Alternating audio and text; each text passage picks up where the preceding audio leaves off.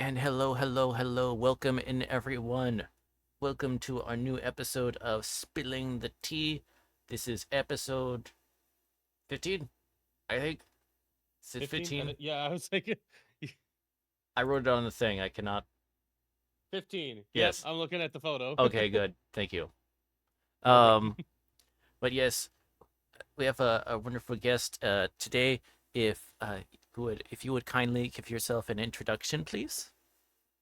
All right. Hello, my name is Cass. I stream under Cast Iron Cat. I am a rock and roll catboy VTuber who is equal parts chaotic and fun to watch because I just love I go off on rants. I go a little crazy with some of the games I play, and we just have a lot of fun over on my streams.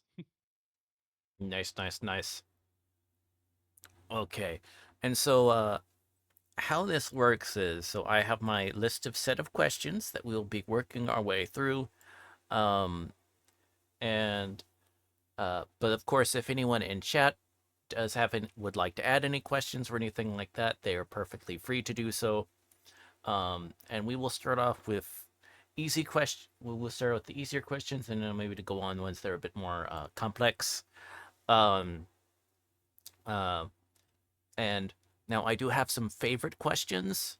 So if you can't pick a specific like just one favorite thing, I will give hmm like you the option to pick like a top your like two or three favorite ones. If you can't suss it down to one or move it down to one, then you can give like top two or three. Okay. Okay. So, but first off, starting with is what is your favorite color? Uh, Blue. I Okay. Uh, was half tempted to be like Monty Python, like yes. green. No, wait, yellow. Yeet. Yeah, sorry. There's unfortunately there's no bridge. You will get yeeted off, so you're fine. You're safe. All If right. you did This table won't flip and right on top of me. no, For it won't flip, and you won't get scalded by hot tea or whatever. You're fine. oh, the Uh, goodness. hey, welcome in Spartan Taco. Welcome, welcome, welcome. Uh, Taco. so next question is, what is your favorite drink? Monster Energy drink. Even though I know it shouldn't There's a be. dragon in my wagon, and I don't mean to be bragging about the Oh, best tail oh, wagging thank you very much dragon for in that the follow, wagon you Spartan could Taco. meet. Thank you, thank you, thank you. Um, okay, so Monster Energy drink. Just Yes. I know there's different flavors. Is there like a specific? Is it just like the OG flavor or? No, it's like any like there's a couple of fruit punch ones I like. Like there's a pipeline punch. There's the Pacific punch. I just love anything like fruit punch. Hmm. Okay. hmm Now, next question is, what is your preferred tea? Ooh, I really love there's a tea I used a lot when I was singing was throat coat. It's unironically like a really good tea, and it also really helps with just keeping your vocal cords and everything like just Mm-hmm. in good condition and not ruined from singing, because I used to do a lot more singing and I would lose my voice and I'd be like, I really need, something to help because I got a performance coming up. Oh, right, right. And I Yeah. would just drink that stuff, like a ton of that stuff, because it's also just really good. Uh, yeah. If I remember it, because I've had that. I've seen that sometimes or whatever. If I'm remembering right, doesn't that stuff have like a lot of licorice root in it? It might. I can look that up real quick. Yeah. I think it's because is like because licorice root has that very like distinctive like that non-sugar sweetness Yeah. to where it's almost kind of like where it's sort of like it almost kind of makes you think a little bit like the artificial sweetener flavor. It's somewhat hmm similar to that, I guess, just not as like chemical or whatever. Also, I looked it up. Yes, it is like licorice and orange and cinnamon. Okay. Yeah, so I can imagine because it's got sweetness without the sugar. Hmm. Um, And I love like that kind of like I don't like black licorice, but there is a part of the flavor that like I really like. That's kind of like I don't know, it's hard to describe. It's more of an aroma than it is kind of like a flavor, right, but it's specific to like black licorice. But like licorice, it's too much and it's bitter and it's overpowering. right. But and this is true. I found a candy recently that was supposed to be a root beer flavored candy Hmm. that just had a bunch of that licorice flavoring in it, and my boss got it for us at work. And I tried some, and I'm like, I'm taking this whole bag home. This is mine now. Yeah, I'm kind of like that with uh, so like with nori, like the dried Mhm. seaweed, or I do love nori. yeah. So I'm kind of one of those like a little bit of that, or go along with like a little bit that mixed in with stuff or whatever, to where it's used as Hmm. kind of like a seasoning or whatever. Like I'm good with that, but like if I get a whole bunch of that at the same time or whatever, it's just a bit too much for me. Okay. So I like I like some or whatever where it's sprinkled in there like a little bit to add flavors and add different dimensions. But if it's whereas like just I will not I cannot do the just eat this piece of nori or just eat the nori in your like in your ramen or Eat whatever. this. It Eat came from the ocean. eat this large piece of ramen straight, right? That's coming with your ramen. Just do it in one bite. I have done that. I do that sometimes. When I get ramen, I see the nori. I'm just like, ooh, yoink. Yeah. Just eat the whole thing in one. That's definitely one of those to each their own or whatever. I can't do that. Yeah. It's one of those. Acquired Yeah, taste. yeah, it's one of those. I wish I could, but it's just I have a complicated relationship with seaweed. Hmm. Um, but okay. Next question is, what is your favorite dessert? Ooh. Ooh, now you're getting into the hard questions. I have such a massive sweet tooth. So it's like, oh gosh, I love every dessert so much. We only do the hardest of hard hitting questions here on spilling the tea. Oh god, I've got to say like just anything like with cake. Like I'm a Mm-hmm. huge cake person, like cupcakes or just whole cakes in general. Mm-hmm. My sister's a baker, and I was her test subject basically when we were younger. Where she was just like, I made this cake thing. What do you think? And I'm like, delicious. She's like, here's another one I made. Like, perfect. Which one did you like more? The cake one. Yeah, exactly. Which of these cakes are your favorite? The ones that I ate. You ate all of them. Exactly. But is there maybe like particular icing or flavor or anything like that that maybe you seem to gravitate towards? I think like my top two would be like carrot cake and red velvet, and they Mm-hmm. tie for completely different reasons. Mm-hmm. But like I those are like my kind of go-to flavors for cake, both with cream cheese frosting. Oh That's the yeah. best. Yeah, it's like they have the same type like frosting or whatever. So, Mm. uh, okay, what would be your favorite type of sauce? Anybody who's watched my content knows I'd have to say hot sauce. I have Okay, so many different hot sauces, and they have seen me drink them all. okay. Is there like a particular hot sauce that stands out for, or a few of them, or maybe? Yeah, so there's this one that I like. I've only ever been able to find it kind of in the Midwest where I'm at, called Crybaby Craig's. It's a habanero garlic sauce Mm-hmm. that's really good. But also like my love for hot sauce started with sriracha, and I still like that's the bottle I reach for like 9 times out of 10 to put on things because sriracha just goes with everything. Oh yeah, it Which does. which again is like hot pepper, garlic. Yeah, I've hit it. It really does go on every. Cool It's with so many seriously like things. everything. Um. Uh. Okay. So next question. Moving away from the so one last food or consumable question. Hmm. What would be your favorite type of pizza? Oh, my favorite kind of pizza. To some, this is. I've had some people tell me this is a little bit more sacrilegious than pineapple on pizza. Is I love a good barbecue chicken pizza. And a lot of people are like, that doesn't have a tomato sauce or anything because it's like a barbecue sauce base. They're like, it's not pizza. It's worse than pineapple. I'm like, I don't care. It's so good. Like chicken, grilled red onions, just I love barbecue chicken pizza so much. Well, I mean, barbecue sauce has tomato in it. This is true. It's it's smoky speeder ketchup. Uh, it's veggies don't belong on pizza. Me sitting here with my love of vegetables on pizza, just sitting here like, really, really, I get do out. really. Growing up, I had a lot of like veggie pizza from Papa Murphy's. My family loved that stuff. It's got like artichokes on it, and Mm-hmm. I was like, "Ew, artichokes! Those sound gross." No, I love artichokes now. Mm.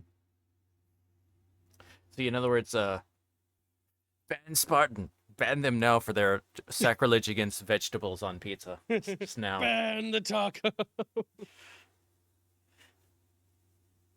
be gone. I can eat any veggies just on pizza. I don't like it.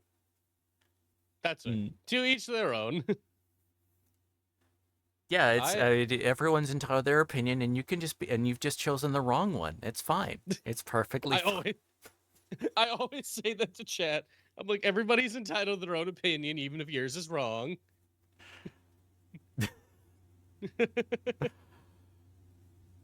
Go good with the sauce. Because Uh, I was. Oh, go ahead. yeah, just no, go ahead. Oh, I was gonna say because I have somebody who comes in my chat all the time, and me and him bicker about this because he is a huge fan of like canned tuna, and I absolutely cannot stand canned tuna like in the slightest. And there's a whole bunch of jokes in my community about my distaste for canned tuna. I know you interviewed Geronimo. I did a stream with Geronimo Kiddo Mm-hmm. where in one of the incentives that I had to do was like steal one of the really big industrial like food service canned tunas from work and attempt to eat as much as I could on stream. Oh And like gosh. I could not do it.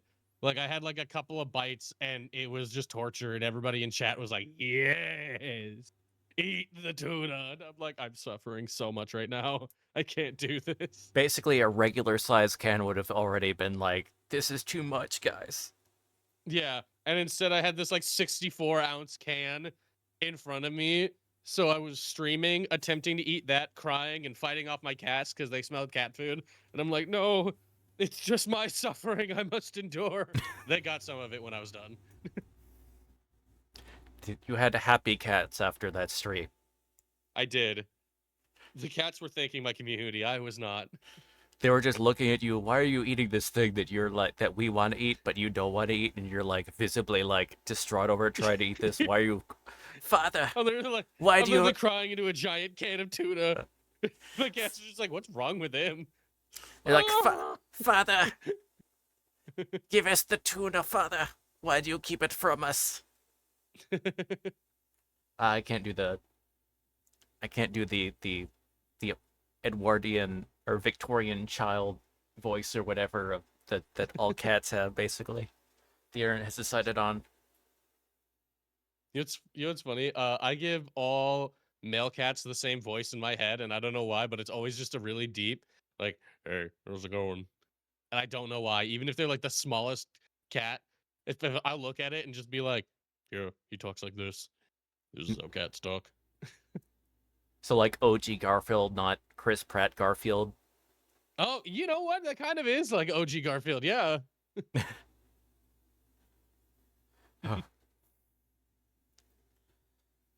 uh, uh, Sorry, I'm immediately thinking of like all the Gorefield, the unholy, Oh, eldritchified versions of Garfield now that there are. oh, I gotta send you one that is a huge joke in my community now.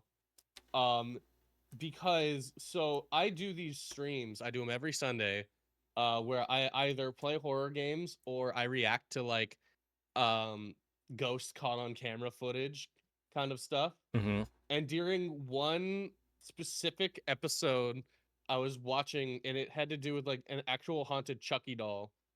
And I was like watching it, and somebody was like, imagine like imagine a haunted like fat cat Garfield Mm.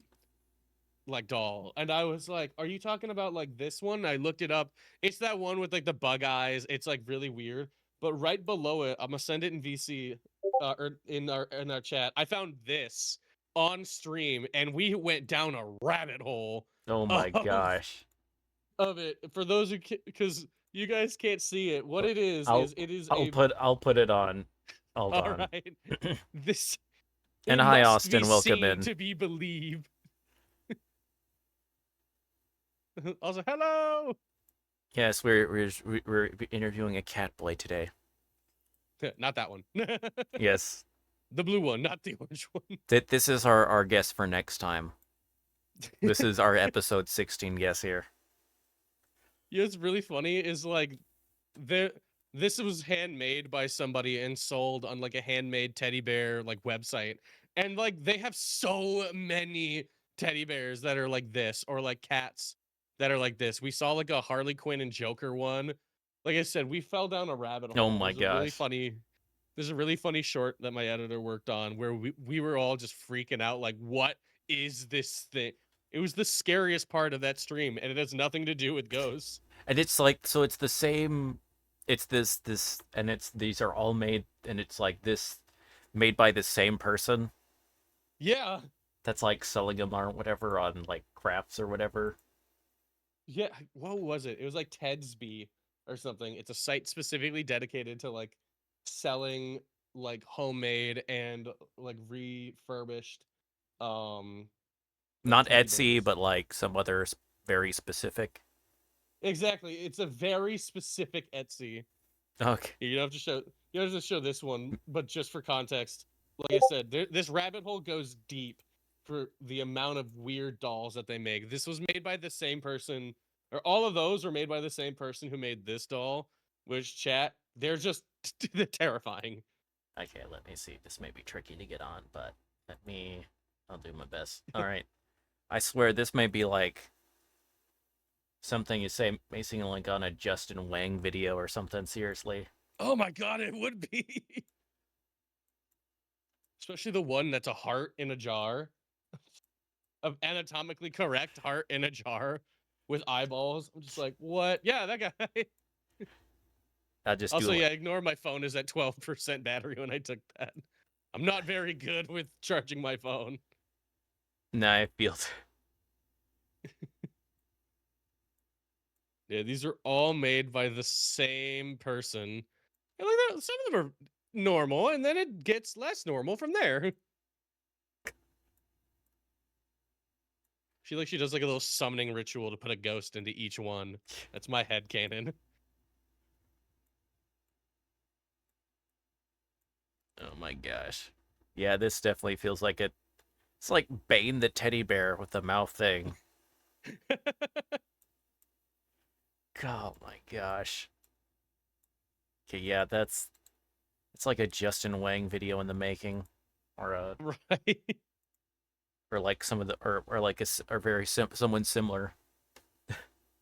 Yeah, I'm gonna I'm gonna just find it one day. Just like the teddy bear rabbit hole video. Or I Oh, guess nowadays it'd be like the teddy bear iceberg video. uh, okay. So, next question be, what's your favorite book?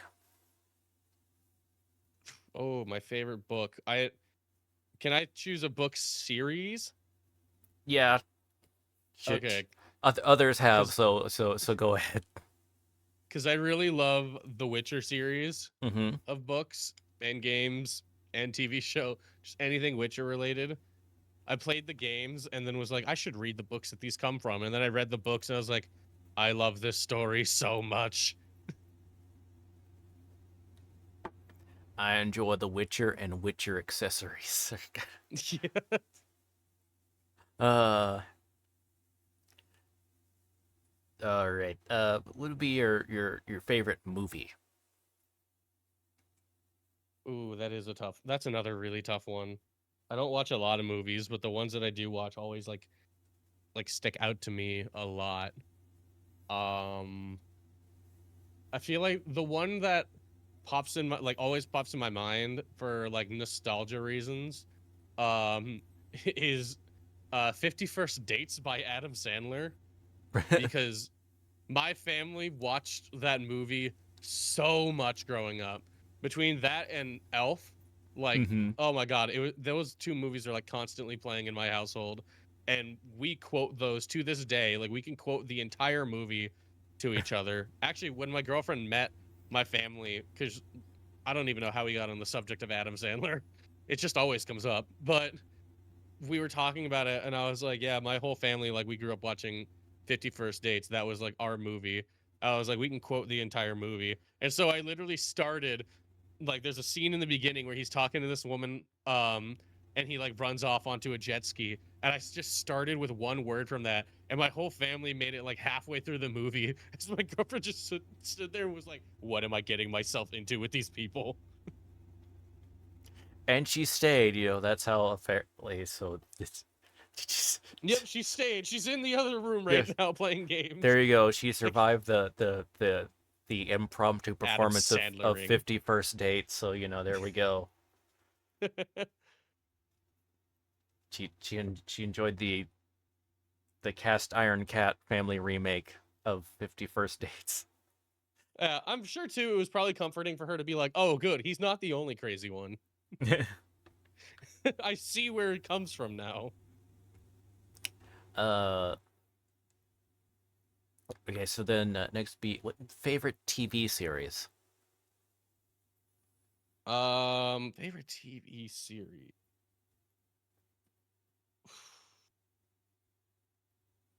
I gosh, that's a really hard one. There's so many good ones.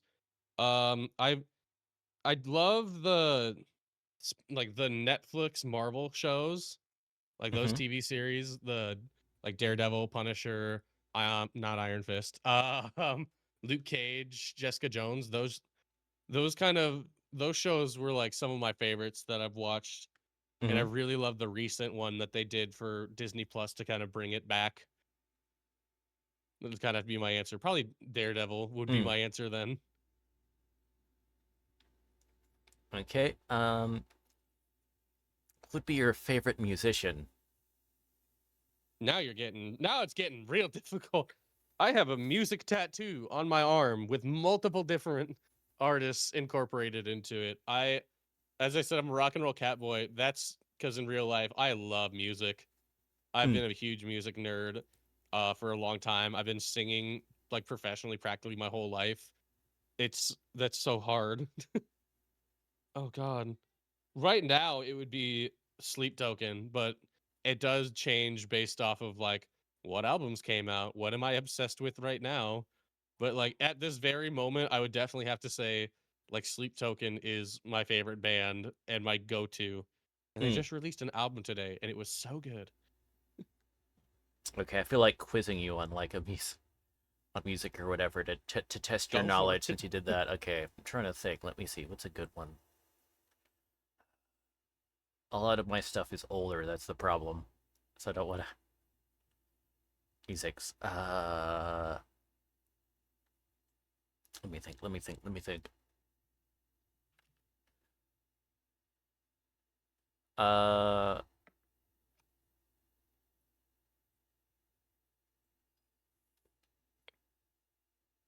Okay, I'll do it.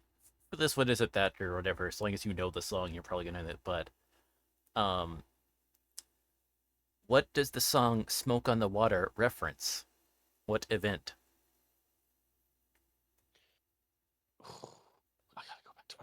history. This is a true story. I took rock and roll history twice. So that's like a real like, oh god. What was uh Just think through the lyrics, man. And if you know the lyrics, you'll know the answer. Look within yeah, yourself. and I'm like I was thinking too, and I'm also it's funny because my brain is also going because that's one of the first songs I learned to play on guitar. So I'm like, I know it was a fire.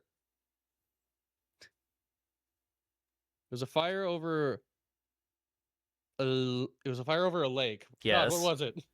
Yes. Ah! I think that's all I'm gonna be able to get out of my brain. Uh, so it was on the they were in Switzerland recording, and that there was a fire in a casino overlooking Lake Geneva. Okay, there we go. Yep. And one of the things like swear he saw like someone shooting a flare gun or whatever that maybe it caused it or whatever. They're not sure, but that Mm-hmm. was the one of the band members swear they saw one, and thus that was in the song or whatever. So uh they ended up having to record a song like they had to like borrow geez like a different I want to say like a sort of like a mobile studio that was being used by like Rolling Stones at the time or something like that. Mm. I can't remember. Um. So yeah. Uh. Okay. Wait. Maybe I'll try a different one. Okay. Okay. All right.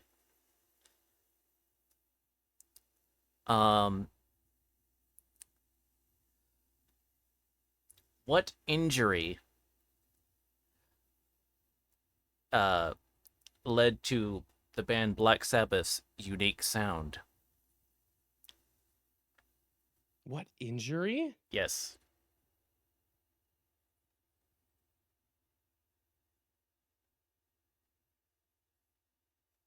Oh God,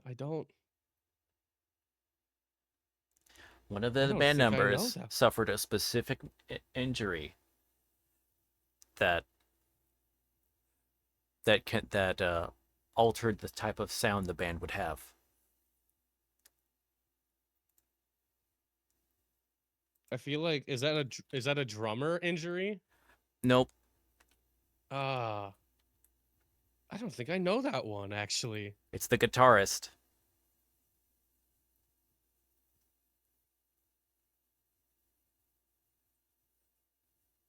So it would be Tony Iommi. Mm-hmm.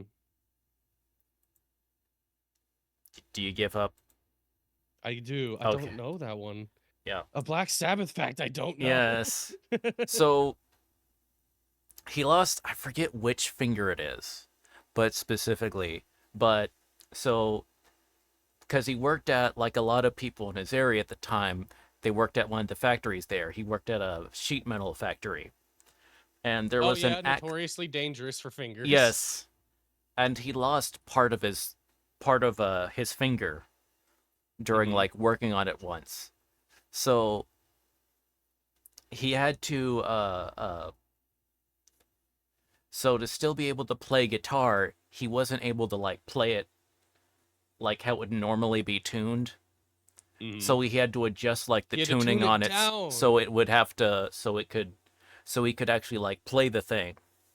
Yeah, and it Um wouldn't hurt his fingers that much. yes, Okay. but it That's gave a right. distinct sound to but it helped like give that distinct like darker sound to the group. And now down tuning is like a standard for rock and roll and Yeah. metal music. I do See. have a favorite rock and roll injury, believe it or not. I actually have two. But what one of my favorite rock and roll injuries, and I have on my arm is a tattoo of this guitarist. It's Zach Wild. Mhm. While he was playing a solo at a show, I'm trying to remember if it was when he was a guitarist for Ozzy Osbourne. It might have been the Crazy Train solo. He had sliced off a part of his finger on his guitar because he was like playing so fast. Oh And damn. so there's a full video, and he continues the solo flawlessly. So there's like a video of him just absolutely shredding it on guitar, as his finger is just gushing blood, and he doesn't stop. And it looks so metal and so intense. It's like, oh my god. The next one is James Hetfield getting lit on fire by a pyrotechnics mishap, which then caused a riot in Russia, I believe. Yeah, because they were touring with Guns N' Roses, Oh yes, I and remember that because they were going. after they were the opening band, so after that injury happened, they were like, "Okay, we gotta rush James to the hospital." Like, Guns N' Roses will come on next, and Guns N' Roses being Axl Rose, he was like, "Yeah, I ain't gonna do that." Yeah, Axl And so Rose being everybody Axl Rose. exact Axl Rose being Axl Rose is like, yeah, I ain't doing that. And everyone was like, do we get a refund? They were like, no, you technically watched, a band play live. So it just caused a riot.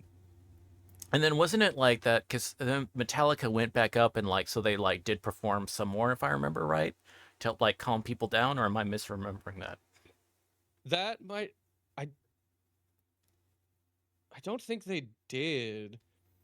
Because I mean their lead singer and guitar well, not lead guitarist, but their lead singer and guitarist just went up in flames. I don't know if Yeah, they did play something after that. yeah. But yeah, man. What? I'm curious though. Now it's like, so what is your opinion of Axl Rose? I definitely think in recent years, very recent years, he's mellowing with age, and that's great. But God, in the height of Guns N' Roses, he was not a good person. Oh my God, he was not a good person. He was very talented, but I mean, he was just sleeping with almost everybody he saw. Hmm. He slept with the drummer's girlfriend, I believe, and put the sounds of what they were doing in a song, which Oh I can't my remember the name of gosh. this. And like, yeah, he just, had an attitude on him. He was everything revolved around him, and then he disappeared and would reappear just to like sue people and be like, hey, screw you, and then just like leave. But now it was basically, I believe, for me, I started noticing he was definitely like calmed down around 2020, I want to say, because he was filling in for AC/DC because their lead singer, Brian, I, I want to say Cranston, but that's a guy from Breaking Bad. He's actually going deaf, like completely deaf. Hmm. And so Axl Rose was who they got to fill in for AC/DC. I remember seeing that and being like, so there's going to be no AC/DC concerts is what you're telling me. But he did it, and it sounded really good. And I was like, all right, he's definitely not, the Axl Rose of back then. Yeah. Thank God. I'll be honest. I can't stand Axl Rose's voice. I really can't. I'm Really? sorry. No, that's fine. It's It's what. definitely like not typical, like a non-typical singing voice. Yeah. It. I normally. It's not that I like. I don't. I don't dislike high voices. For Mm. clarification, it's just that it makes me think of, to me, and I'll just say that to me, it sounds like a Mm. very obnoxious falsetto. That's because it is. Yes. It's So like that's because it is. It so definitely is. and not like a and not like in a like an endearing kind of like rockabilly like falsetto moment or whatever, that type of thing. Mm. Just more of like, it's the kind of thing where it's like, could I listen to like Sweet Child of Mine but just the instrumentals, please? Just with no vocal. I'm like, then I would Can be I like, just this get is great. Slash? Like, Yes. Can I just listen to the other band the members intro just, over and over and over again. yeah, or just like the rest of the band members, just can we just cut silence the vocal tracks? Everything else would be great. Mm-hmm. Just no vocal track, please. That's better. All right. Guns N' Roses minus the rose is great, Right. but Also, correct me if I'm wrong. Guns N' Roses comes from A, Axl Rose, obviously, but B, the band that they had before Axl Rose joined was called like The Guns. That was Slash's original band, I believe. And mm, so when they combined with Axl Rose, it became Guns N' Roses. mm. I know some music history, I swear. I know. I'm sure you do. I just keep on asking, like, where. Okay, wait. Here's the one. I'll give you another chance or whatever. This is All somewhat right. like adjacent to the Redemption. ones. Okay, okay. So uh, what band, was it that's featured Ronnie James Dio as vocalist, and that was also started by a former band member of Deep Purple? Dio. No, no, no. It was before Dio. It's before Dio being in the Dio or whatever. Yeah. It was short lived, but it was like it led to some very classic heavy metal tracks.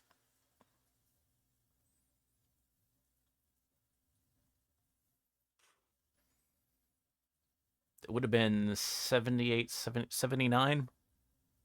Mm-hmm.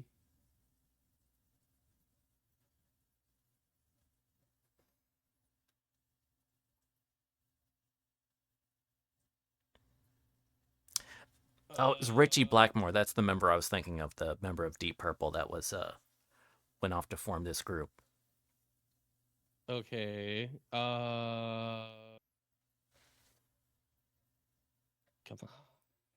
on. I gotta redeem myself.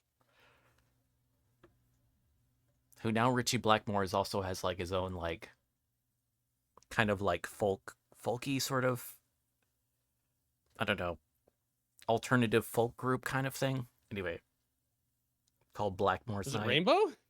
Yes, Rainbow. That is the group. Okay, phew. Yay. A redemption. Yay, there we go. There we go. Where you could start off on a strong note. We'll ignore the other ones or whatever. They're just Yeah. we're able to name them. Uh, man, that was such a man. That was some such cool tracks. Seriously. Mm. Just Dio in general, like Ronnie James Dio has come up with some incredible classic Yeah. heavy metal songs, and Oh yeah, he's a like phenomenal voice. he does. You know what's my favorite um thing about his voice?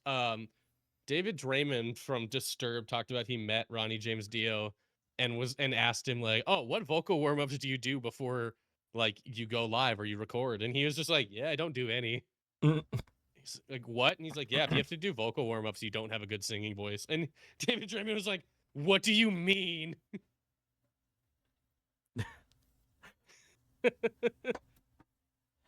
uh, I will say that he definitely is like one of like the top vocalists or whatever that just in rock and roll history that we had. Oh yeah. The top spot's gonna have is I think is gonna have to like go unequivocally to Freddie Mercury though, Mm-hmm. and anyone who says otherwise is a dumbass. He's wrong. Very wrong. That's not a. He Everyone's literally entitled to an opinion. Yours is just wrong. It's like no, you are wrong, and you should feel bad about your opinion. he was literally born with the perfect mouth for singing. Yes. And everyone gave him shit for it until he started singing. It was like, holy shit.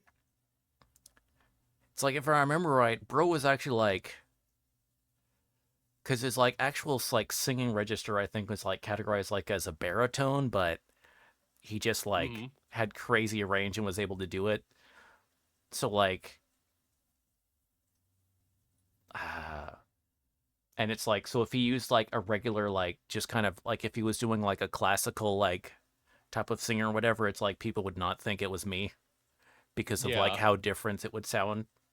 But man, it's just crazy.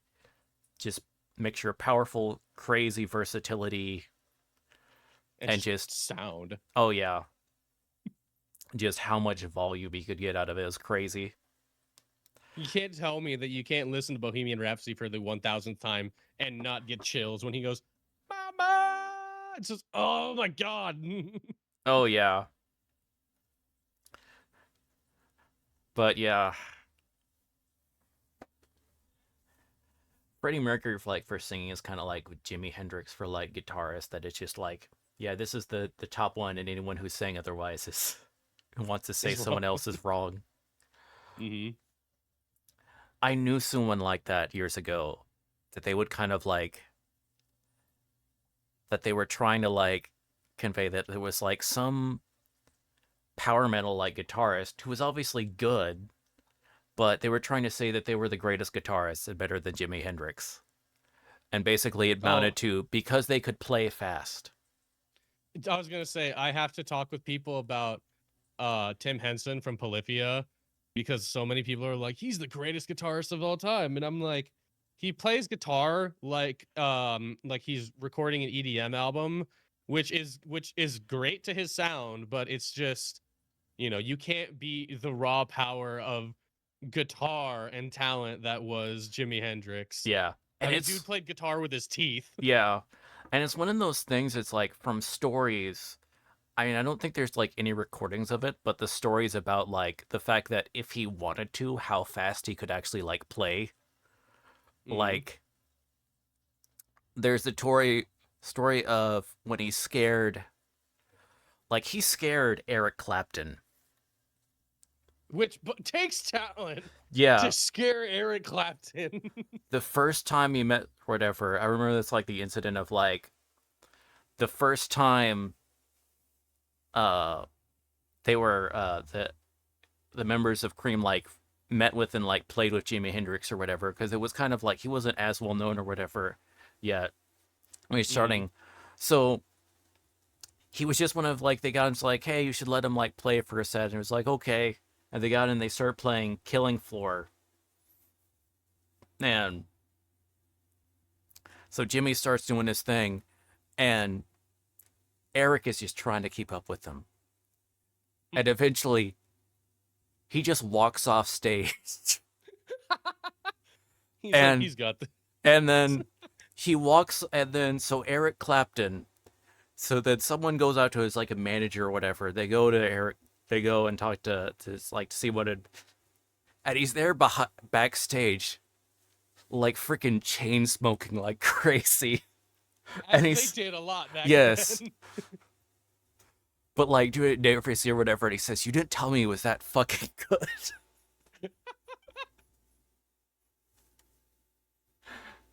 I love. You didn't tell Oh, me he was that fucking good. Is amazing. oh gosh. And it's like one of those folks or whatever, like some of those folks that like just come around are like once in a generation type talents or whatever that are just like make everyone go, "We are out of business, guys." I ain't gonna lie, guys. We're fucked. This guy's playing a left or a right-handed guitar in his left hand. He strings everything upside down, and he's still kicking our ass. It's like all the other court composers like meeting like Mozart or something. You're like, ah, crap.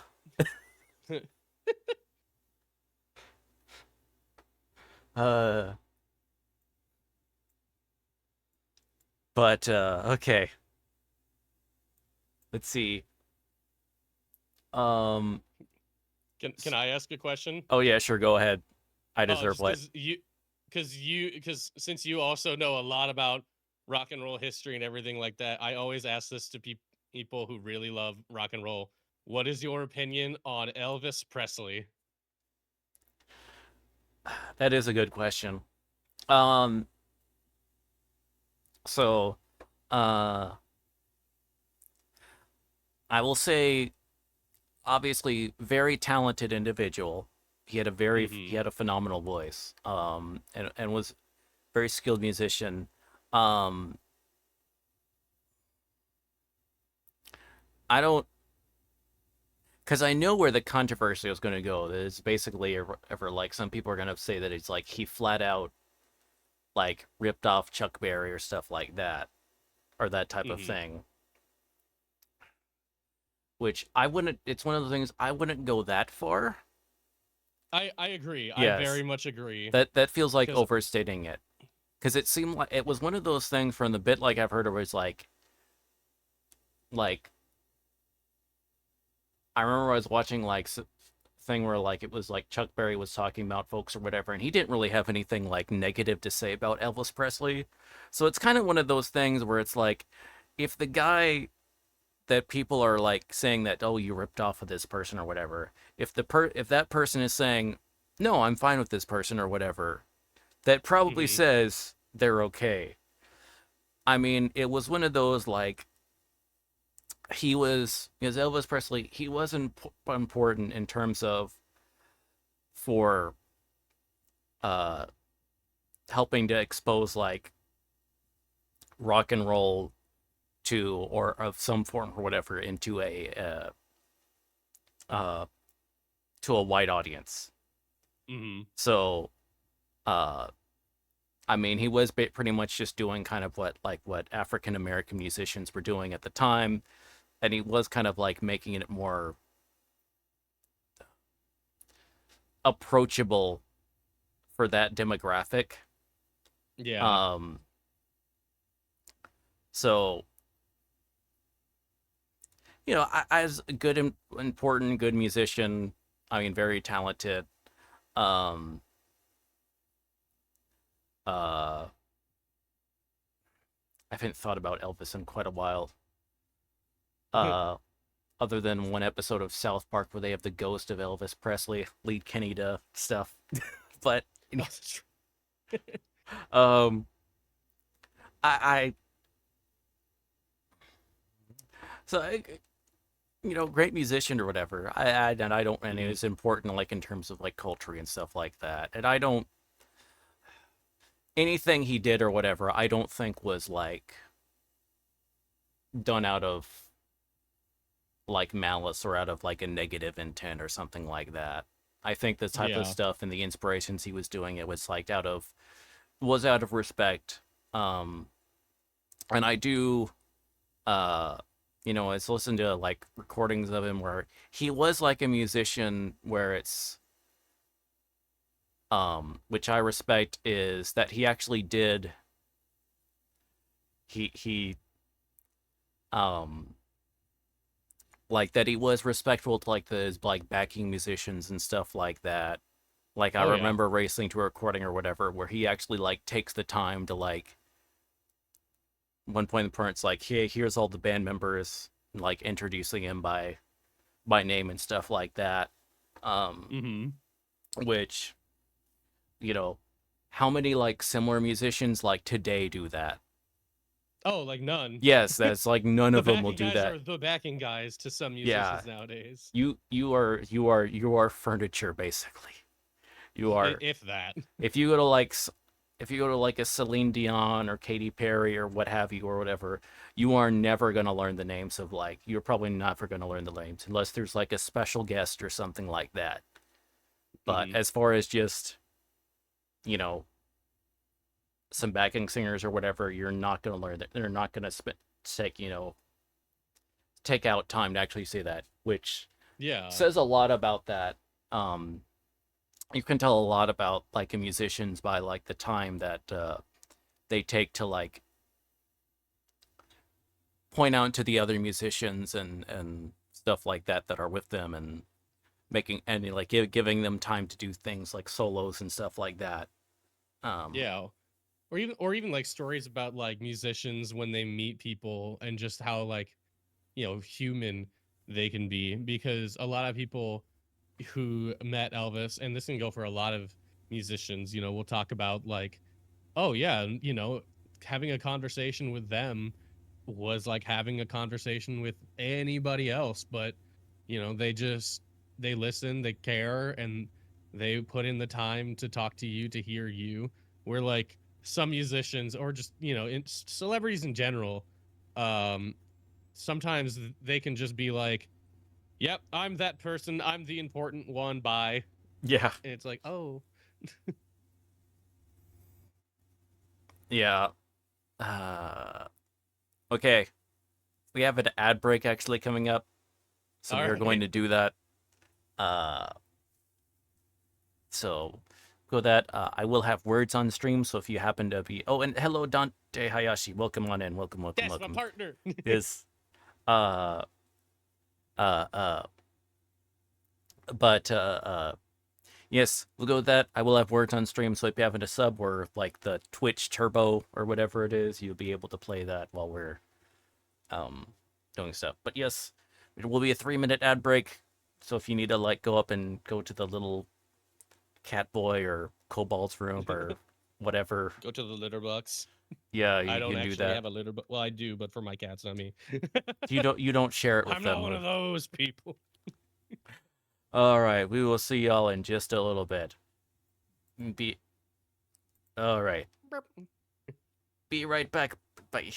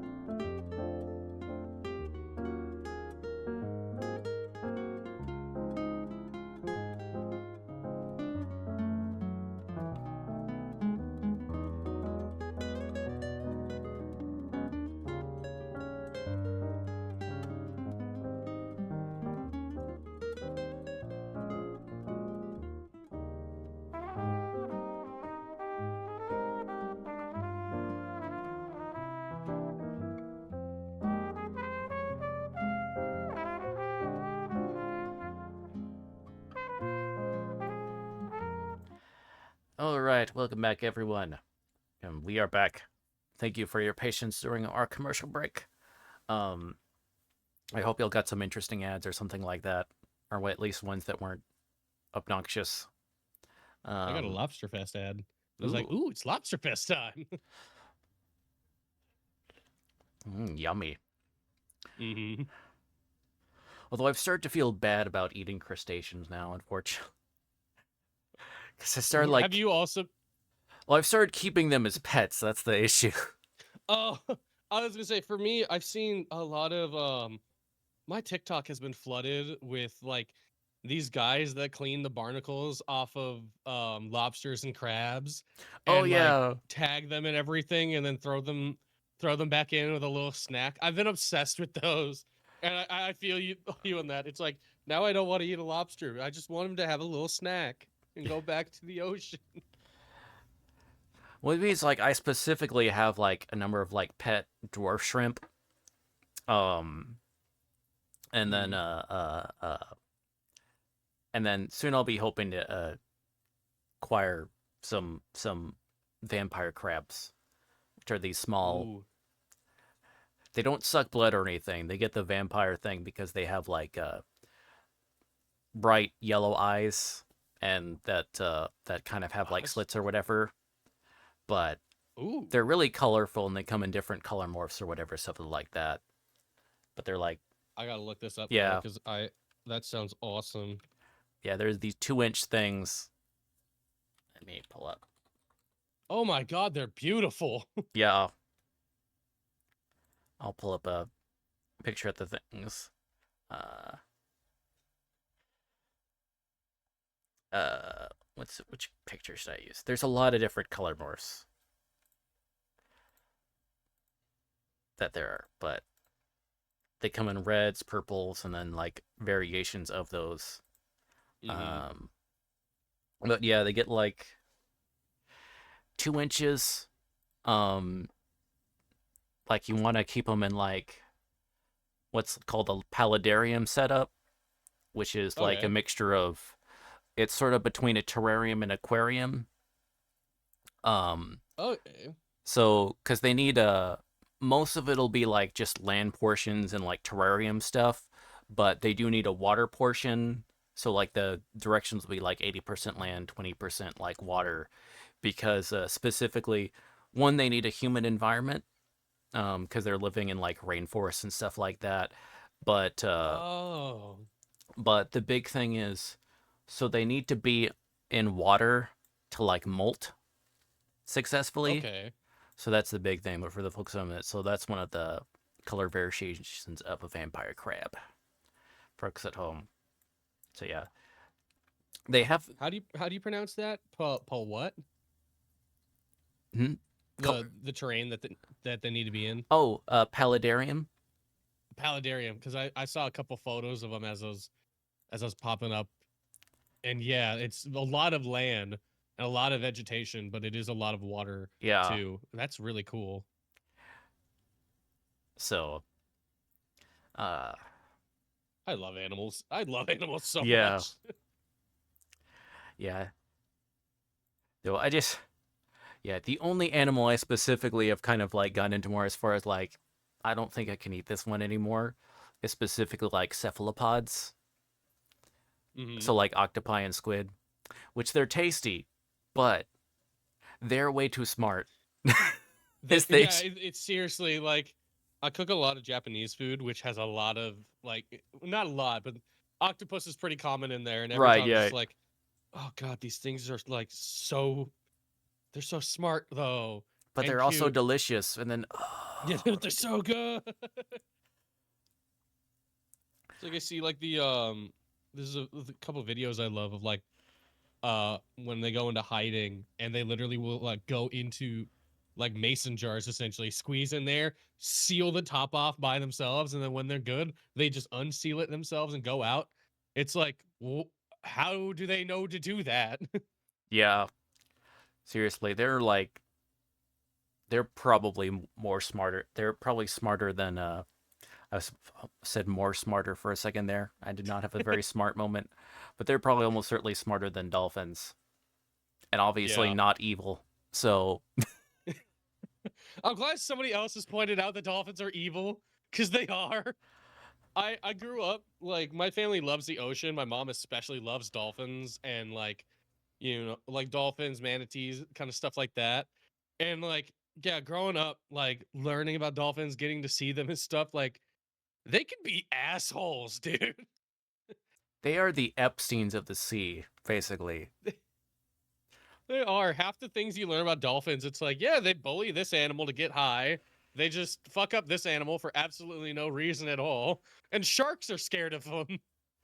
Yeah, poor sharks. I was like, okay, listen, if we could switch it out to like, They look scary, but they're really not. yeah, sharks are basically just like puppies, but just like they don't have like they just have so they like check things out with their mouths and stuff like that, which is what causes problems with humans. So they're like, "Ooh, what's They, this weird thing?" Nibble, nibble. oh. Unfortunately, it's like getting Unfortunately, their nibble is very yeah, powerful. it's like getting nibbled by like a Great Dane or whatever, where it's like they're not mean, they're just that strong. It's just that they never got past that. They never got past the putting things in their mouth part. Yes. It's like they don't have hands. They don't have paws or hands. They just have flippers. They do. How else are they supposed to check things out? Hmm. And they don't have really like a big tongue that can just kind of go out and be like, you know, like a snake. They just got Yeah, teeth. some sharks, like the goblin sharks, have that, but with their mouths. You ever seen those things? Oh It just yeah, like this is true. stretches out. It's like that's terrifying. Yeah, but yeah, poor sharks are the ones that get like killed by lots of people, whereas dolphins, the ones that deserve it, are like, oh, they're so cute. I think Yeah. we think instead of shark fin soup, it should be dolphin fin soup. See how That's you like it, dolphins. yeah. The shark have only our innocence. The dolphins have sinned. It's one of those, The dolphins have. I need that on a shirt. The dolphins have sinned. and that and that's not even an exaggeration of the truth. No, Is it's the worst is the part seriously. I imagine dolphin fin would probably taste better than shark fin. I'm just gonna say that also. Oh no! Now you got me as a chef. You've got me curious. I mean, it's a mammal, Yeah. so it's got to be kind of more of like a meat, and like because shark fins are all just like cartilage anyway, basically. Yeah. Apparently, from all I've heard, it's just pure cartilage, and you have to do all this weird stuff to it to actually make it edible. Yeah, because that's the whole idea of shark fin soup. Is it's a very cartilage heavy. You know, the fin's got a lot of cartilage in it, and you melt down that cartilage to get it to a consistency that's more palatable for people. Because otherwise, cartilage is just Yeah, like crunchy in weird ways. you got to turn into like gel. Basically, you gel it, made it turn into like a Exactly. Yeah. jelly soup. Which jelly soup. Meanwhile, there's this perfectly evil mammal that needs to die. Meanwhile, dolphins. Trying to convince anybody else, they just be like, but dolphins are great. No, they're not. They're evil. Let's pull out the Wikipedia page. uh, they are war criminals, basically. They are the war criminals of the ocean. Mm. Oh, We got gosh. manatees. They just kind of are there. Yeah, manatees are. See, other ocean mammals are like cool and nice or whatever. It's just like dolphins are like freaking psychopaths. Mm-hmm. Manatees just sit there looking like just going down there eating stuff and moving slow and just becoming speed bumps for boats, which is sad. Yeah. Yeah. I remember my family, like my mom's got a place in Florida that she goes to, Mm-hmm. you know, snowbirds. We live up in the Midwest, and my mom was like, the snow's coming in. Bye. And so I remember going down there a couple of times, and it's on this canal, and like one time a couple manatees came through the canal, and they were so cool. I remember my mom wanting to touch them, but they are an animal you are not allowed to touch by law. So I was like, Mother, do not touch the manatees. She's like, no, no, no, no, no, no. I'm like, Mother. And yeah, they had a couple scars on them from Oh where you can yeah, tell they kind of they might have been closer to a boat than they should have been. It was like, yeah, oh, these poor guys. yeah. See, if dolphins were more like that, that one would be fine or whatever. But no, they're dolphins decide to be evil jerks. Smart, evil jerks. They're the super villains of the Yeah. sea. So the takeaway is don't eat shark, eat dolphin, and also don't eat octopus or cephalopod. Eat dolphin. Also eat dolphin in that substitute everything with dolphin. Yes. Also, because especially with this cephalopod, because if you were to look at alien species, I mean, in terms of alien life that might evolve from some sort of life form, cruising from a cephalopod is Mm. higher up on the list of likelihood. So, you Because know, people talk about like evolution with lizards, like the idea of like lizard people, but more accurately, you could see an evolution on planets of like something that comes from a cephalopod or a bug, because yeah, they're durable and they are resilient. yeah, you could, because it's like one of those things, like when they're looking at like planets and stuff on like, because even like projects in our solar system, like the thing that Mm-hmm. they've learned is because for the longest time we were like, you need, okay, well, you need light to be able to have like an ecosystem and stuff like that. Then we send stuff to the bottom of the ocean, and then there's, lo and behold, there's this entire ecosystems that have formed around thermal vents that Yeah. are based that no light's getting there. So the thing that's serving as like the building block of that's serving as the light energy source is thermal vents, which basically fundamentally means that if there was which and there are moons in our solar system, I think Europa is one of them, that basically Mm. as long as you had like some sort of like frozen over ocean, so you wouldn't even need like an atmosphere really, as long as you had like Mm-hmm. a frozen over ocean that was still liquid, you know, beneath that ice layer that was geothermically active, you could have some sort of ecosystem that would be perfectly functional. Mm-hmm. So it's like all the a lot of the recent like ideas of like space probes and like the really exciting stuff they're doing are focused on looking for that on these little moons of like Jupiter that Mm-hmm. they think that they are pretty that they're think that there's probably like some sort of geothermal activity, um, Yeah. which basically means in terms of active ecosystems, there's probably more like that the bottom of the ocean than ours would be, which basically means tentacle aliens would probably be a would there's probably quite a few of those. If there are aliens, there's Oh probably quite a God. few of which Oh once God, again, no. so especially don't piss off the cephalopod aliens, okay? We need to be pretty. So don't eat the I know takoyaki is probably delicious, but don't don't do it. don't serve it to the tentacle alien. Don't piss off the tentacle aliens. They're like it just Margaret, is that you? I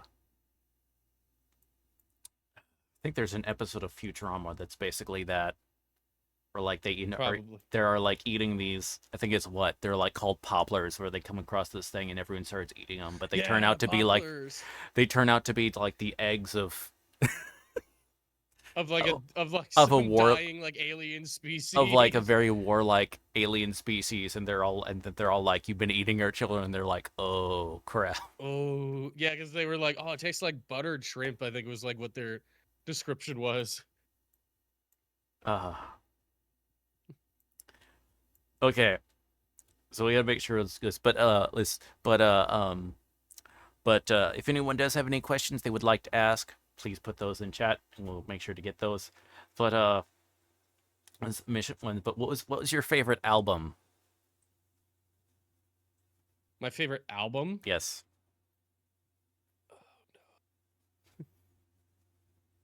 There's so many good ones.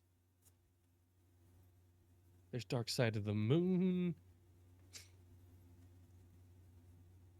That's a really good one.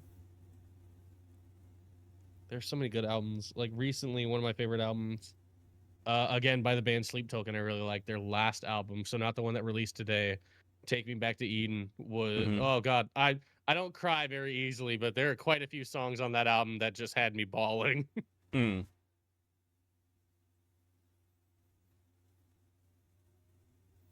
Uh, okay, so I guess you're going to go with that album as your answer. I guess. I Okay. think so. Is it- Yeah. All right. So on to our gamer questions because we're real gamers here. Mm-hmm. Um, what is your favorite game? So that'd be very easy to answer, like to show the answer, in real life because on my right hand, the back of my right hand, is the Majora's Mask with the fairy tale from Legends of Majora's Mask, and I stand by that. That is my favorite game of all time. Yes, beating out Ocarina of Time. It's a Uh, controversial statement, I all right. know. Uh, uh, uh. Okay, then what is your favorite game character? My favorite game character. That is where it gets a lot harder because there's so many good ones. Um, I have to narrow this down because there's That's so fine. many. Because like immediately what pops in my mind is I love the character Shadow the Hedgehog. I love the character Link from Legend of Zelda. Obviously, strong silent hero. Um, and yeah, I'll narrow it down to those two while they're on my mind and just not think about it further because I will think so hard on this and come up with 100 different characters that I love. Or you can message me at like 3 a.m. saying, I'd like to change my answer. Could you edit this in as the answer? I d- I do that. I'll get in conversation with people, be like, "Oh yeah, this thing, da da da," and then like the conversation will pass. Like 3 a.m., they'll get like Mark Zuckerberg in the from me, and they're like, "What does that have to do with?" Uh, okay. Next question is, what is your favorite word? My favorite word. I mean, the first thing that pops in my head. It's the most used word in my Wait, vocabulary. wait, wait. I It's should probably start with this way. So I probably need to preface this one. probably What is your favorite non-curse word? that's where it gets difficult. There, a couple, two questions down is the favorite curse word. So save that what you're about to say. I think. All right. Favorite non-curse word. Um Honestly, goofy. Goofy. I love goofy. It's not only a goofy, it means goofy, but it's just the word itself sounds funny. It looks funny. It's just goofy all around. Hmm. It's perfect. Okay. What is your least favorite word? I don't think I have a least favorite word because I'm not one of those people because I know quite a few people hate like the word like moist. Hmm. But I've never had like a word where I've just heard it and I'm like, ew. No, where there's the instinctual gross. This word makes me feel bad. Or this makes Yeah, me, it's I like, haven't. eek. Ugh. Actually, no, that's my reaction whenever anybody says my IRL name. It's like, oh no, ew. Nobody in my life, even my family, refers to me by my IRL name. So when I hear it, I'm just like, ah. They just refer to you as cast iron. All of my friends refer to me as Cass. Even the ones that I have known for my whole life will refer to me by my VTubing name out in public, and I respond to it. Or otherwise, like I've always gone by just dude, bud, kind of nicknames like that. And my family never used my real name like ever. It was the same thing. Like I was always Bud, which is Mm. now coming back to bite me in the butt because I have a bunch of nephews now, and they're all nicknamed Bud. And so my family, because I was the only boy in my family, and now there's all boys this generation. So we're having a reverse situation where I was the only boy amongst a bunch of girls. Now all of my all of my the next generation, my nephews are all my nephews, and I'm now having a niece So it's like, there's gonna be one girl surrounded by a bunch of boys. Oh goodness. But Okay. yeah, so Oh, I always go by Bud, and mm, now all the little nephews are Bud. So my mom would be like, "Hey, Bud," and like 9 different boys look over. right. It's like, oh wait, crap. That one. Okay. So now the question is, what is your favorite curse word? Fuck. Okay. It is like the most used word in my entire vocabulary. When I die and I get to see the stats in my life, that's gonna be the number one I've used, like the number one word I've ever used. Uh, that one comes up a I lot on the on as far as like people's favorite. It's so versatile. Yeah. It can be used as an adjective, an adverb, a noun. It's just it's versatile, and like I said, I mentioned earlier I'm a chef, Hmm. which already adds to the vulgarity of my Of vocabulary. course, yes. And then I was also, my mom, my dad, and my stepdad were all in the Navy. So I always joked that I curse like a sailor because I was raised by them. And like getting into kitchens did not help that situation in the slightest. Oh gosh. Uh, okay. Next question: what profession other than your own would you like to attempt? um, I only have 2 professions in mind in my entire life. It's either cooking or VTubing. Nothing else.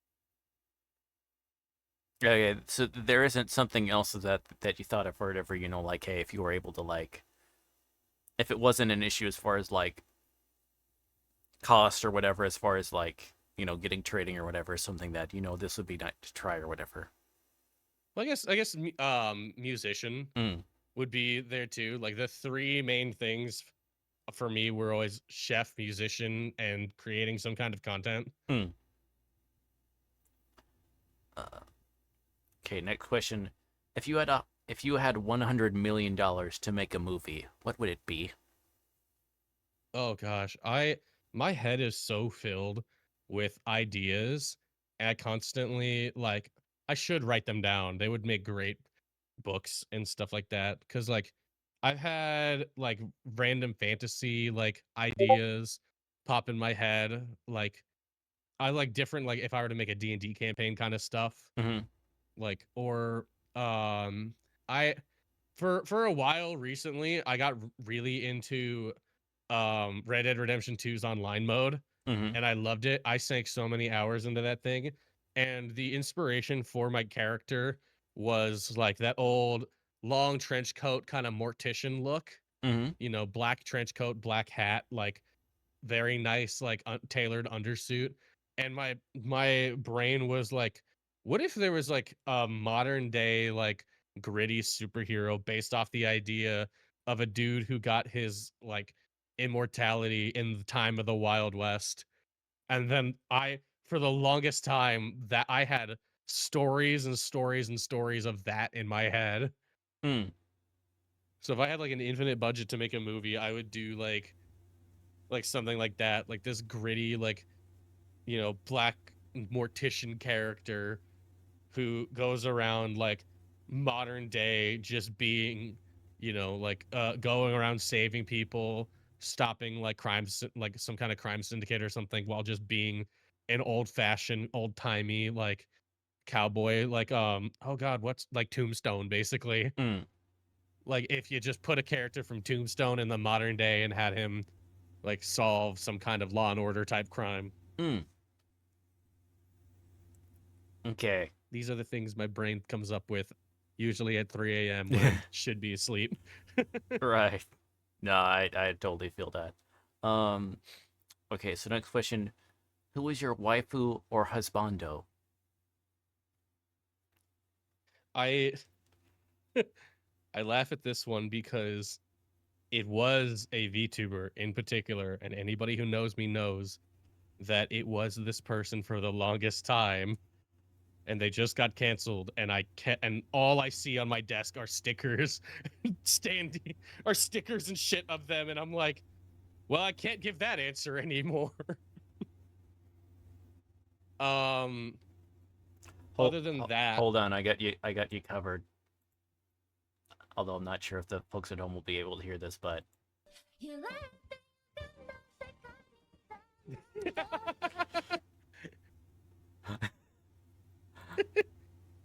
there we go. every time, Does that help you feel everywhere, better? yeah, everywhere I look, I see her face. Other than that, there was in the early 2000s there was a kind of a waifu revolution where they for some reason gave really hot women sniper rifles, and Mhm. that was my thing for the longest time. Was any character like that, like what? God, what's her name from Gurren Lagann? Yoko? I believe so. Time skip. I will say time skip. We'll go with the time skip on that one. But just there's a while there in the 2000s where they just kept giving anime women guns, and I was an edgy middle schooler, and I was all there for it.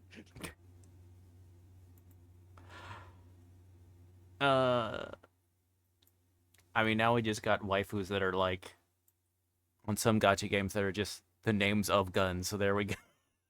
That's true. We still have waifus with guns. That's the entire idea behind Nikkei, I believe. No, I think that's like that's a different one or whatever. It's like they're like in Nikkei, it's like they're whatever, like synthetic or like enhanced or something like that. Mm-hmm. Azure, You definitely say enhanced. yes. Ba-da-bum-ba-dum-bum. Uh, Azure Lane, they're all the ships. So Oh, that's right. Yeah. they're the warships.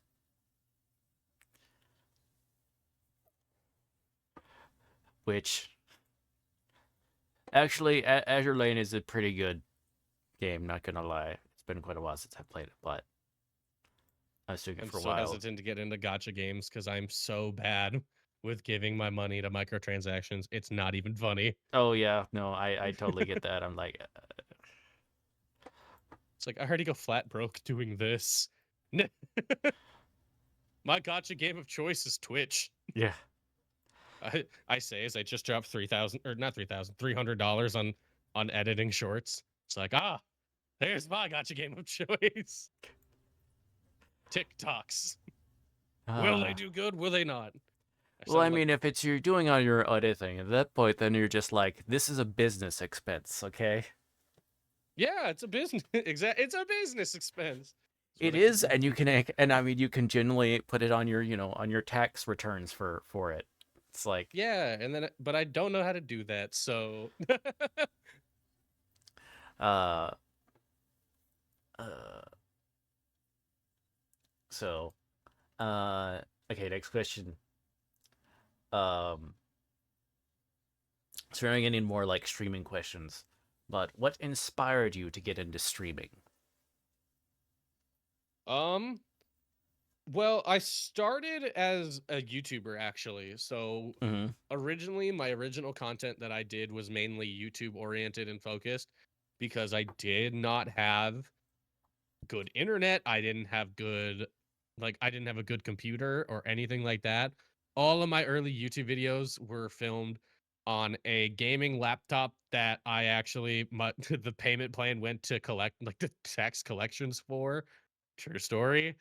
And like a really crappy blue Yeti or no, blue Snowball that I had bought from a pawn shop like 6 years before I even started doing anything with it. Mm-hmm. And it was just like one of those things where during COVID I was in a really bad situation and I really wanted like a creative outlet because I'm a very creative person, and I was like, hey, I should do those things that um that I grew up watching because I loved watching YouTube growing up. Some channels that obviously inspired me a lot were Markiplier, Jacksepticeye, Big Two, obviously for a lot of people who do streaming now. Dark Side But Phil, I Wings of Redemption. yeah yeah. Oh gosh, Wings of Redemption. I mean, to be There's your fair, name. I feel like Dark Side feels kind of inspiration as far as like keeping you, as far as like in the terms of, it's like, listen, somehow he's still streaming. I gotta stream longer than that.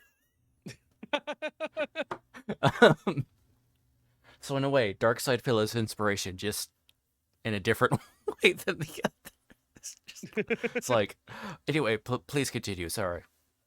No, it's all right. I love that. But yeah, so there was them. I also really loved I'm still am a big fan of Nintendo based YouTube channels.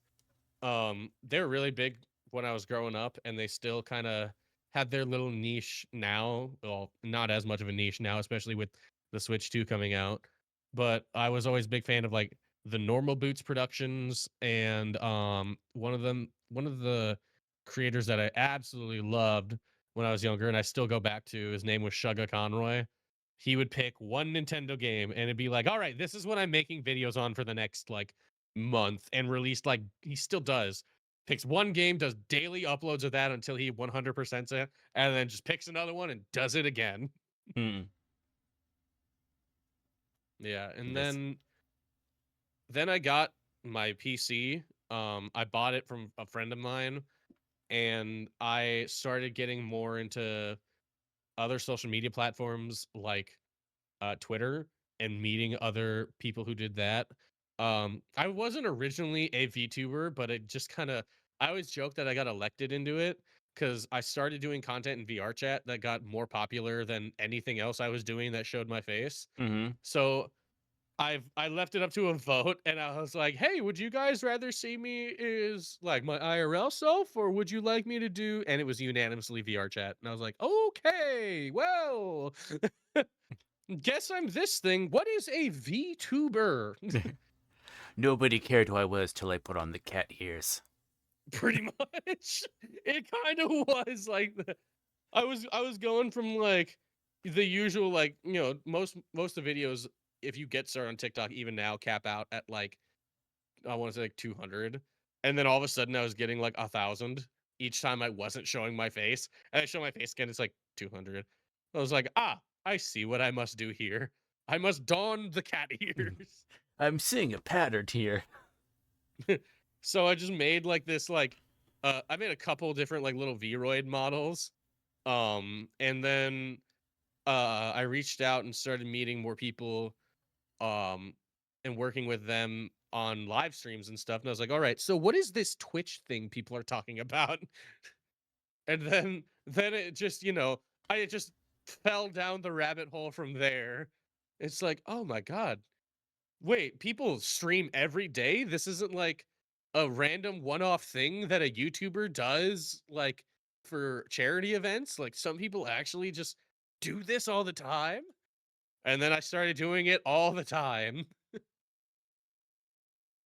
Mm. Okay. Also, I have to go backtrack a little, but did I ask you the question? What is your favorite TV series? Yes. Okay. I was trying to think back or whatever, and okay.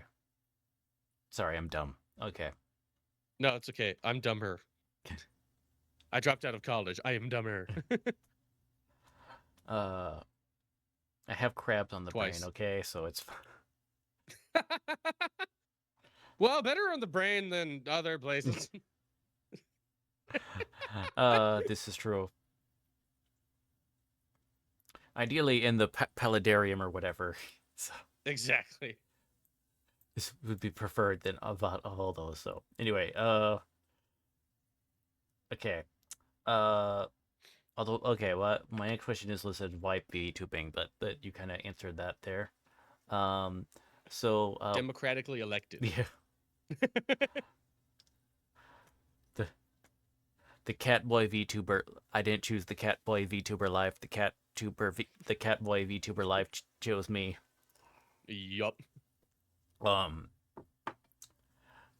uh, but what inspired your designs theming? I was just thinking this because I was like, you're gonna laugh at this. My design theming literally started. I wasn't always rock and roll cat boy. I was just cat boy. And that was because I made a model and was like, I see all these VTubers, but like none of them are just people. They need like something. And Vroid has two options. They have cat ears and they have rabbit ears. And I was like, I don't want rabbit ears. I want cat ears. And, and it just went from there. I was like, yeah, there's no like human VTubers. I need the ears. I guess I'll put on the ears.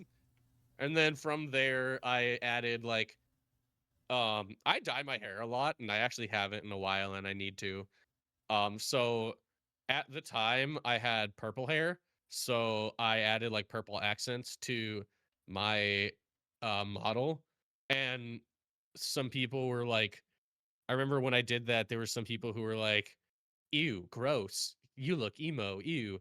And so I went, okay, and then I doubled down and added more purple and like the makeup that I have now. Like on my it would be my left eye for anybody looking at me.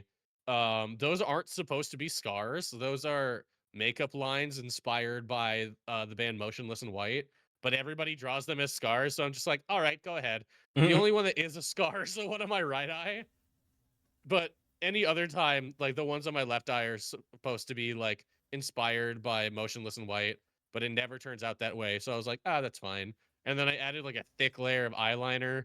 And then I started adding like more and more about like what I'd usually wear, like lots of blacks, lots of, like I've got like the belt buckle around my neck and the studs.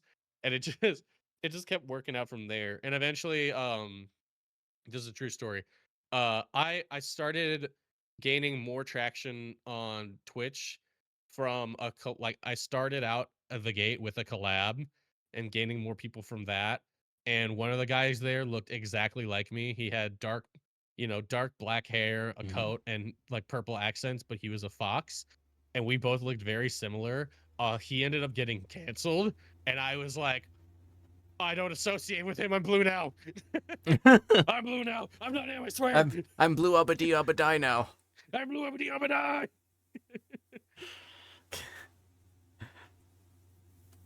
Um, but yeah, I mean, I see that or whatever where it says. I mean, to be kind of makes sure like it's like the Alice Cooper kind of style eye makeup thing. Yeah. My favorite musician, favorite album for is actually one of his Ooh. from the Ooh. inside. I gotta tell you something. What? I Alice Cooper has been a customer of mine. I fed Alice Cooper before. He came into the restaurant Whoa. that I was working at, and he tipped everybody like $100, except the back of house staff, which I was like, damn it. But he was very awesome Yeah, that's because I like. used to work. Yeah, go ahead. Oh, go ahead. No, you go ahead. Okay. I used to work at a casino that constantly had like musical performances and stuff. Oh. So I was there. They didn't order anything, but I was working there when there was a Megadeth concert. Um, we had to keep the restaurant like kitchen open way late because Hmm. we fed three doors down, like the whole band, which they all wanted. Guess what they all wanted? Lobster and steak. That didn't surprise me in the slightest. And then I remember the entire kitchen refusing to do a meal for Aaron Aaron Lewis from Stained. Nobody wanted to do his meal. We all hated him. He Oh. ordered something and everybody looked at that. We're like, "Is that going to Aaron Lewis?" Yeah, yeah. We fucking hate that guy. Oh gosh. But I'm curious or whatever. Do you remember what Alice Cooper ordered? I worked at a steakhouse, so I do know he ordered our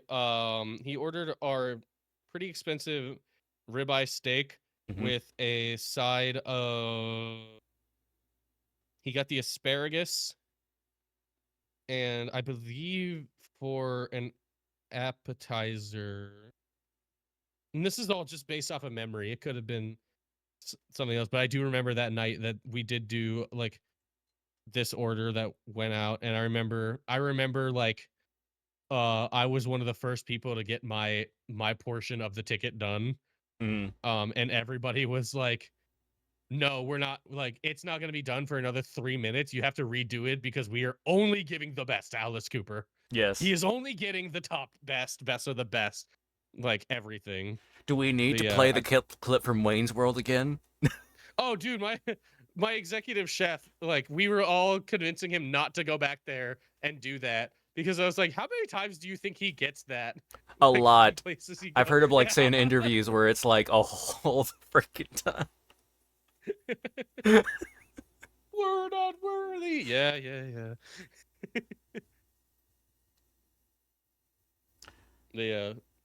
But He had like just the pretty typical like steakhouse order that we had there, but I remember we were all like, it's Alice Cooper, this meal needs to be perfect.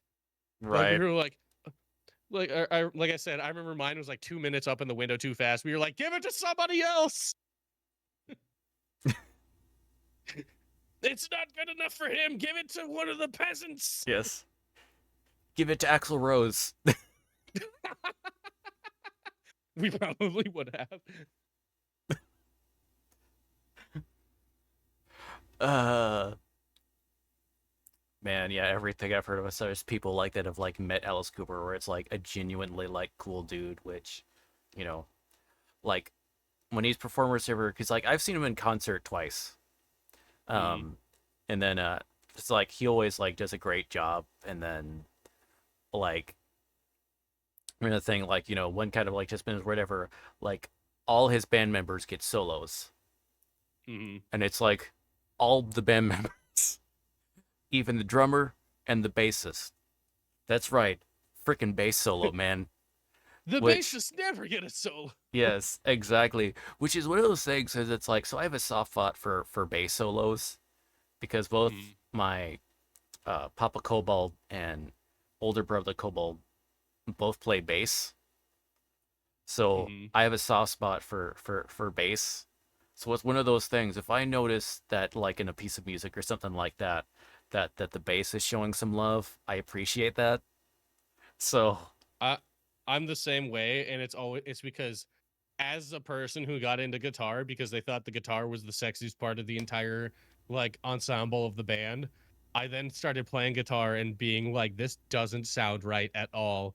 And then I learned to play bass, and then I learned, oh, most of the time, what I think is the guitar sounding really awesome is the guitar sounding pretty good, and the bass making it sound even better.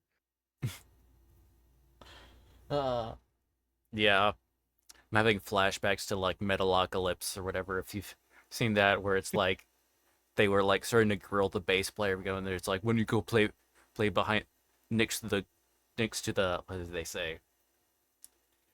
Go play next to the drums inaudibly. Like that. It's like, I love 'em. sadly that's normally what happens to the poor bass players.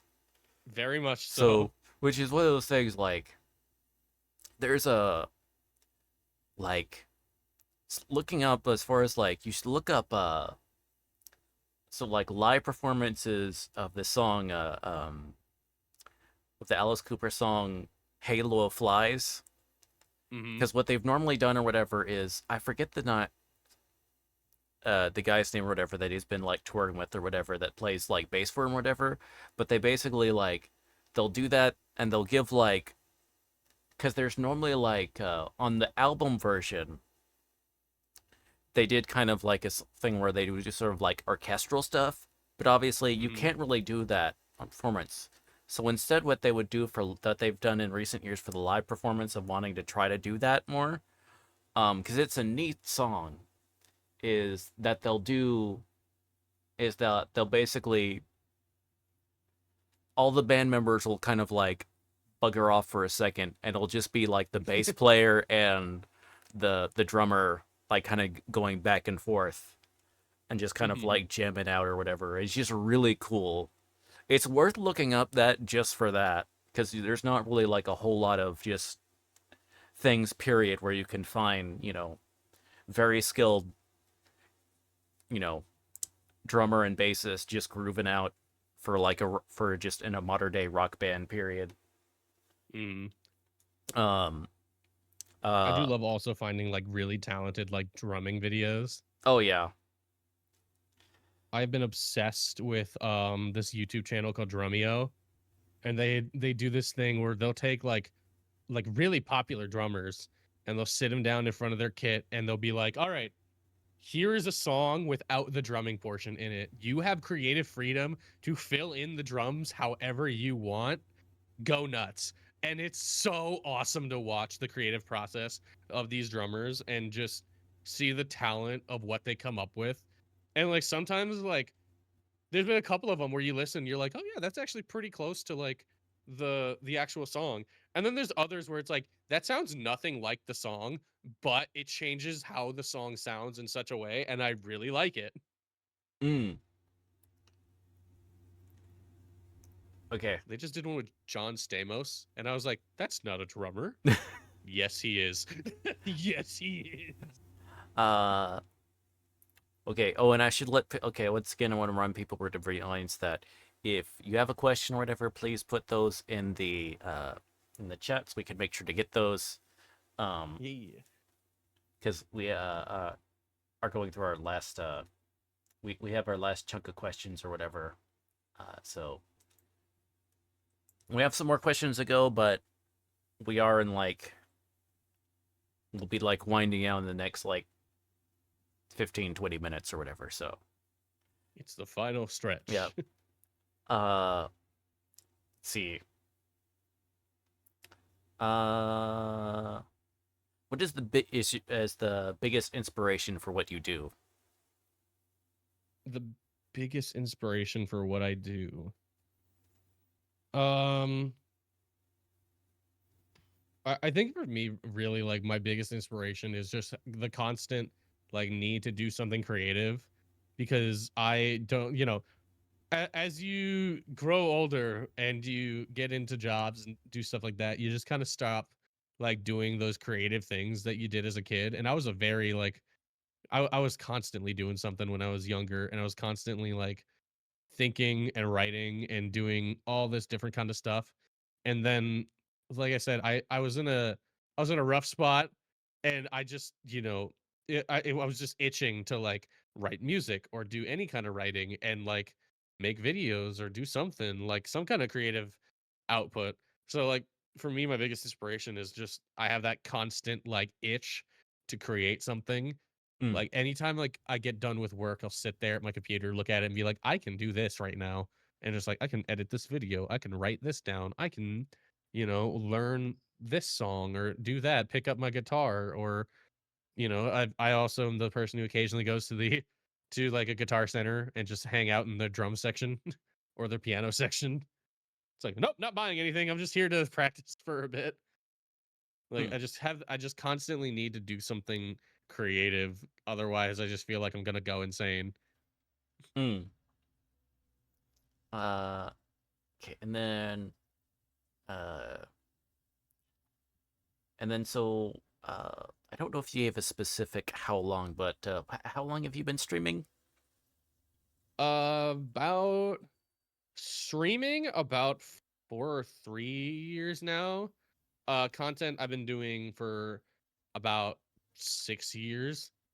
Total production though, I've been doing various production like for videos and working in production since 2017. Mm. Oh wow, that's quite a whiles. Yeah. I did a lot of production when I was in high school, like theater production, things like that, as well as I took a media production class, which gave us like like we took a lot of trips to like actual productions and stuff. One of my favorite ones was getting to be like we all got to help with the production of a live sports performance at like one of the biggest I want to call it an arena. I don't know if that's the right term for it, but arenas in the Midwest. Mm. US Bank. Oh, it's stadium. US Bank Stadium, which was just insane because that came with the whole perks of we got to like go out onto the field and like look up at where everybody is usually sitting and nobody ever gets down to this area. It's like, oh my God, there are so many chairs and so many people can be looking down at this. And then we got to work with like live camera footage and equipment and things like that, getting the right timing and just that was so much fun. Mm. It was intense, but it was fun. Oh yeah, I'd imagine. Um okay, what have you enjoyed most about streaming? Um, I really enjoyed. Well, first off, like I said, getting to make like things, and then I also really love getting to meet new people and getting to like talk with them. Like obviously what we're doing here, Mm, or I've done interviews with Geronimo, I've done them with Sam. Like getting to meet people, sit down, have a lot of good conversations, and play games with them too. I've got to meet some awesome people who like have become my friends, which has been very surprising and concerning to my family, who all think that, oh, you can't make friends on the internet. And I'm like, I know this red dragon better than I know some of you guys. And they're like, that's not, I don't think that's how that works. But I've met so many people because I've always been the kind of person who I'm very introverted outside of streaming, like to a crazy degree. It's so funny the things that I can do on camera that I can't do just in your normal day-to-day life. Like social skills are non-existent unless I'm on the internet. mm, So it's been great to meet people and have genuine friendships and conversations. And all of my friends are also like creators, and we get to bounce ideas off each other and just like hang out and do like whatever and make things, do things, play games together. It's been great. And yeah, mm, just to tackle like that non-existent social skills. I had this conversation with a friend of mine because she's also incredibly introverted, and mm. my there was somebody else in the call, and they're like, no, you don't understand. Like, this person like will have an anxiety attack if they're inside of a grocery store for longer than 30 minutes. And I'm like, that's not normal. And they're like, no. And I'm like, oh yeah, no, I hate going into grocery. I meticulously like I stand differently. I walk differently when I'm in like grocery stores in public. I'm very careful with how I grab things because I don't want to drop anything. And like if I accidentally drop something in a grocery store, I'm like, that's it, my life's over. Bye. Everybody in this cub is going to remember me as the guy who dropped that oatmeal packet, and I'll never be able to live it down. Uh, or like the was the class like memeable like at a drive-through, he's like, "Thank you, enjoy your meal. You too." Oh, dude, I start like dripping sweat at that moment, like that Key and Peele skit. Like, it says, you two, or this is one that I got in trouble for, and I like a couple times, and I can't help it. I have a really bad habit of when I walk past people, I hold my breath because I don't want my breath to inconvenience their day. I shit you not, and it is something I have been working on, but I can't get over it. This has been years at this point. I I'm so terrified of people that like as people walk by, I hold my breath and I'm like, I'm so sorry that the air from my lungs inconveniences you really bad. I'm getting out of this situation as quick as possible. Bye. Meanwhile, on the internet, I get a spider covered in hot sauce in front of in front of a live audience of 20 people, which then got viewed on the internet by about 1,000 people. And it's like, yep, that's the paradox of being a content creator. Yeah, I remember it was like with your family or whatever, and like think about like online friends or whatever is like so last year, I got to meet just briefly or whatever, uh Geronimo and her wife Ruru. I got to meet them in person, like just because Ooh, they were they're so going, sweet. yeah, just because it was like they were driving through the area, so it's like, hey, you'll actually be passing, because they were saying, they were going on a trip or whatever, and then they were saying, so it's like, oh, I said, well, we'll actually be passing through my or whatever. So we got it to where we just like, meet up for the chat, like at a coffee shop or whatever in my neck of the Mm. woods for a bit or whatever. And I was telling, like, you know, uh, uh, family was like, hey, so I'll be doing this that day. Um, uh, and so I could make sure like I had like a vehicle to use and that sort of stuff or whatever. So Mm. uh Uh, and apparently it was kind of like, it's like some of the I had family members or whatever that were generally like worried or whatever about me, meeting up these people that I haven't actually met in person or whatever, even though it's like Yup. I've known them online for it's like, okay, listen, I I I this kind of goes in there just to remember you're more likely to be murdered by someone you already know and that's in your immediate circle than a Yeah. statistically speaking. Statistically speaking, yeah. I I had a very similar situation. One of my best friends I met through another one of my online friends and through Dante. One day was just like, "Oh, I have these days off and I want to fly out to visit you guys." And we were like, "Nice. That sounds great." So he did. He planned his flights and everything, and we were like, "Yeah, he's going to be down like for a whole week. We're going to have a great time." And then I remember I had a family event and I'm like, "Yeah, my friend my friend this guy, he's coming down." And they're like, "We don't know him." And I was like, "Yeah, I met him online and everything." And my mom was like, "He's going to murder you. He's going to murder you. That man is a murderer. He's going to kill you, steal your kidneys, and sell them on the black market. You're being catfished. You don't know who he is." And I'm like, "I played Destiny with him." It's like, I've been playing Destiny with this guy for like 2 years. Like, I'm pretty sure it's fine. Yeah. And then You when don't get he it. got here, We're video game brothers. It's an unbreakable bond. we fought in virtual wars together. And yeah, when he showed up, we had a great time. And then he was like, "Yeah, I do have to like call my mom though every day while I'm here." Because I told my mom that I was coming to visit some people I met on the internet, and she was like, "They're going to kill you! They're going to kill you! They're going to steal your kidneys and sell them on the black market." And I was like, "Hey, my mom did that too." Uh, that's the thing about what it's like. Try to like of like older. It's like when it gets like people are like Gen X and up or whatever of like think of like, oh, I know this person through inline or whatever. I think they have like the conception or whatever that it's like by, oh, I know this person through online. They like think of like weird person you met on Craigslist or something like Yeah, that. Like they think of like the proverbial like sketchy Craigslist ad.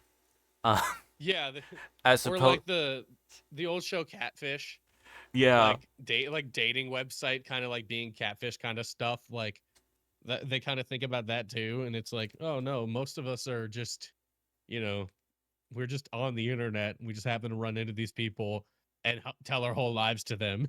yeah. So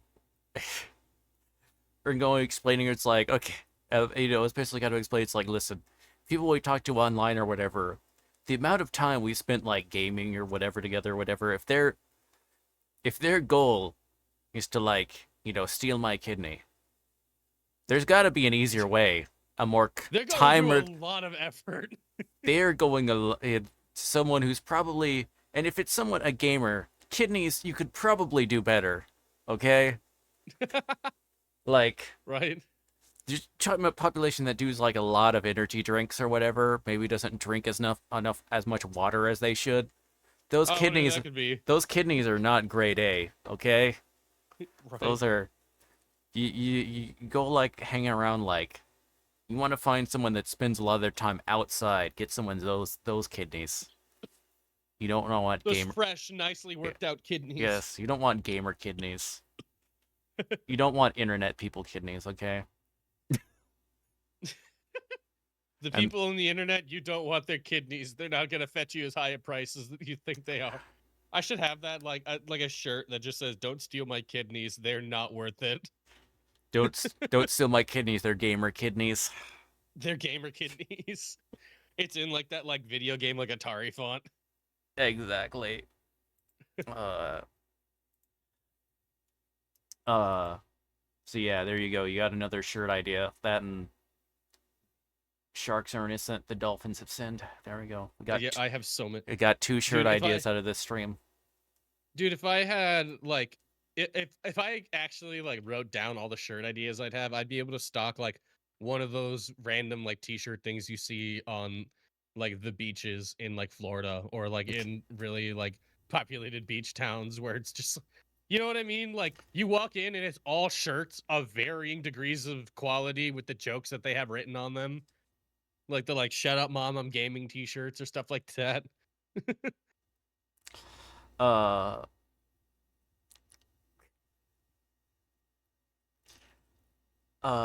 sorry, I had flashback to like some like terrible shirts or whatever I've seen on like on beaches or whatever. I've yeah, I've seen so many. Like My free family used to like vacation in Florida all the time, and I used to see all of those terrible shirts. free suntan lotion, arrow pointing down. Oh my gosh. The $5 foot long arrow also pointing Yes. down. Like, yeah. I remember those shirts.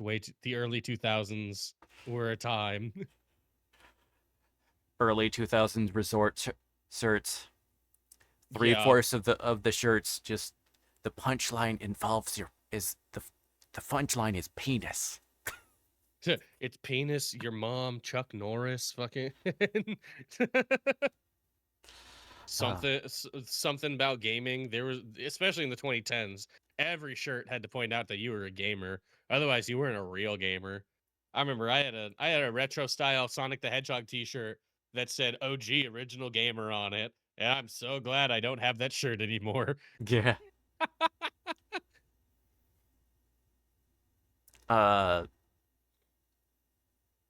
See, now you should just get like like a Shadow the Hedgehog shirt that just says "I just love Latina Sonic."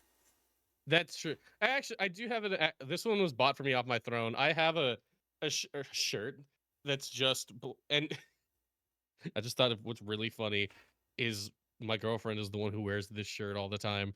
And it's just a black t-shirt with the words "Don't bully me, I'll come" on it with a sad face emoji on it. And somebody gifted that to me on my throne, and she wears that all of the time. And one of my favorite instances of that was she wore it as an undershirt for her job. So she's got to wear like a different shirt for her job. And so she wore that shirt underneath it because she was like, nobody will see it. And then we went out to eat and right after work, and she was like, yeah, I'll take off my work shirt. And nope, can't do that. Nope, can't do that. Not wearing this shirt in the restaurant. This is not Applebee's appropriate.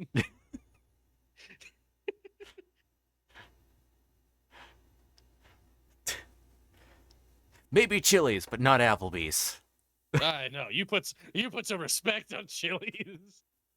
My God, the mozzarella bricks that they have at Chili's. Oh, fantastic. Yeah. All right. So next question is what have you streamed that has had the most psychological, emotional impact on you? I thought you were gonna say trauma, and I mean that's kind of the same thing. But I mean, you could either take it as positive or negative, I suppose. so I've done a lot of challenge streams, and I will probably still continue to do them. And the two streams that stick out to me in particular are my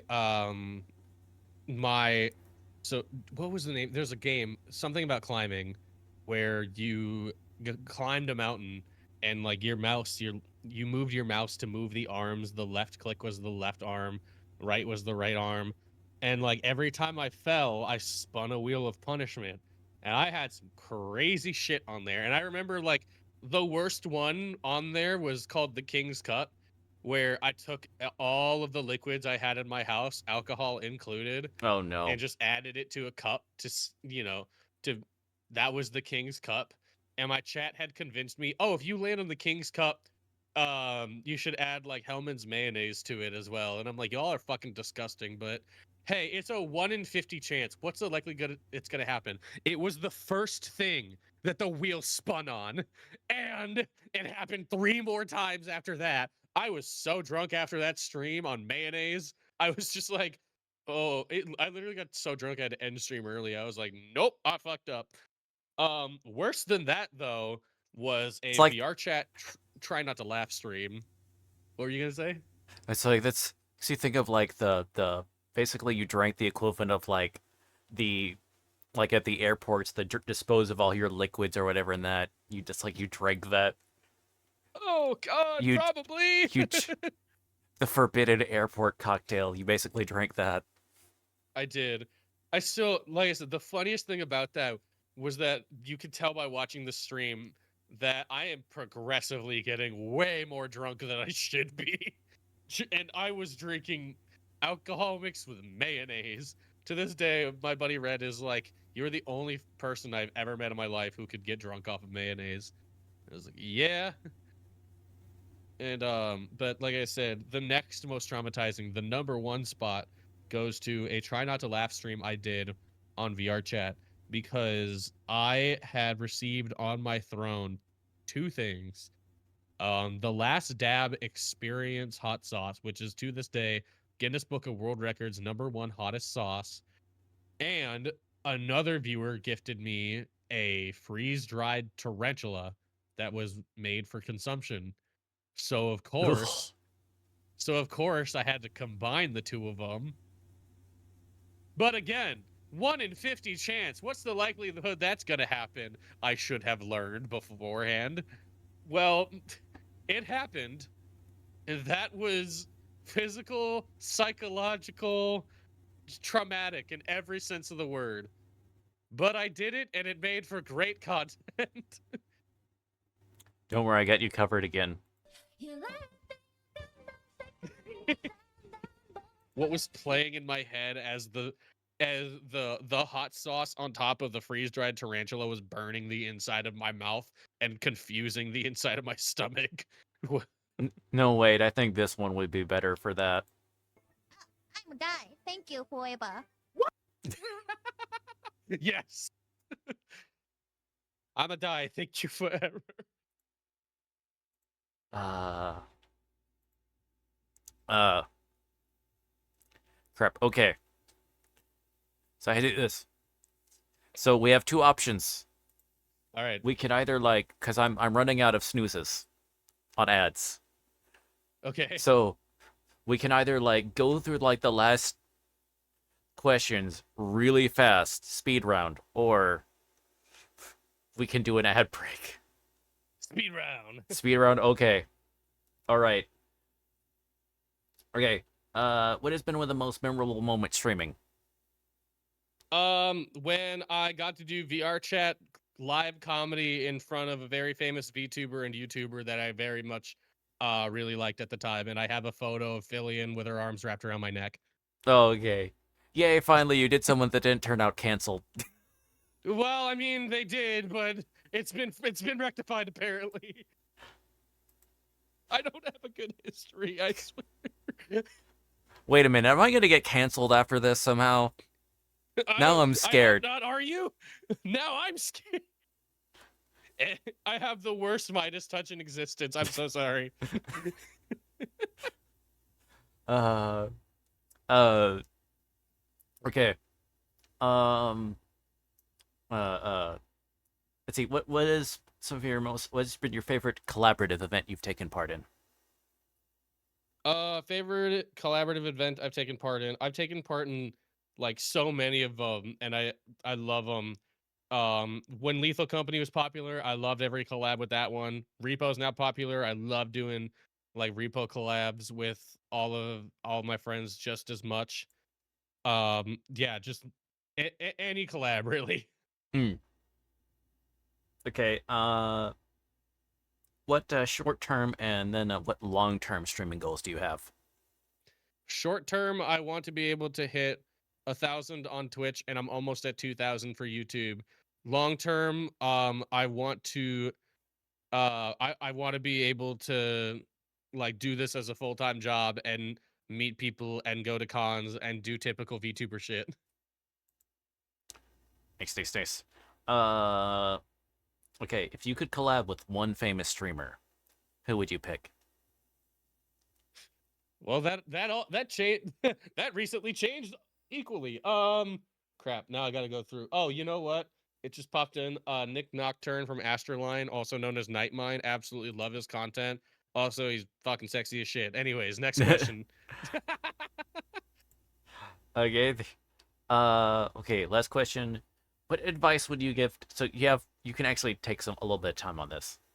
What advice would you Hmm. give to people considering streaming / VTubing? Do it. If it's bad, still do it. Just do it. Just keep on doing it, loving it.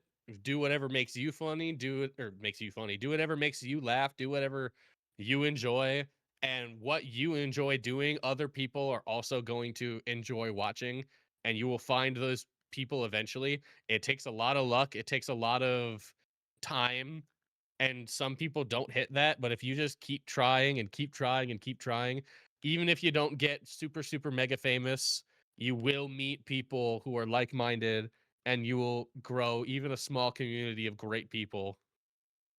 Hmm. Yes.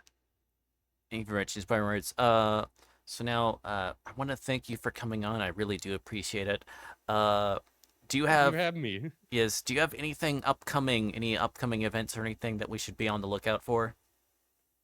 Yes, I'm working right now on editing a larger form video to announce a new model that I'm working on and just more content on my YouTube channel in general. It's going to be a very long video essay type video, so be on the lookout for that. I have already sunk hours and days into this video.